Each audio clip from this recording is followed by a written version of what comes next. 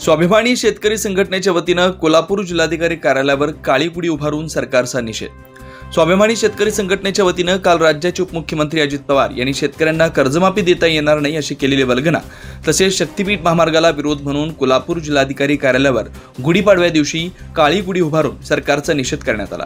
स्वाभिमानी शेतकरी संघटनेच्या वतीनं जिल्हाधिकारी कार्यालयासमोर सकाळी 7 वाजता आज गुढीपाडव्यानिमित्त राज्यातील शेतकऱ्यांची सरकारने कर्जमाफीबाबत केलेली फसवणूक व कोल्हापूर सांगलीच्या जनतेवर व शेतकऱ्यांना शक्तीपीठचं संकट येत आहे या संकटाचा निषेध म्हणून काळी गुढी उभा करून जाहीर निषेध करण्यात आला आहे। तरी कालच अजितदादा पवार आणि मुख्यमंत्री देवेंद्र फडणवीस यांनी शेतकऱ्यांचा 7-12 कोरा करता येणार नाही अशा पद्धतीची या ठिकाणी वल्गना केलेली आहे। आज जिल्हाधिकारी कार्यालयासमोर या गोष्टीचा आम्ही निषेध म्हणून काळी गुढी उभा करून आज शेतकऱ्यांच्या या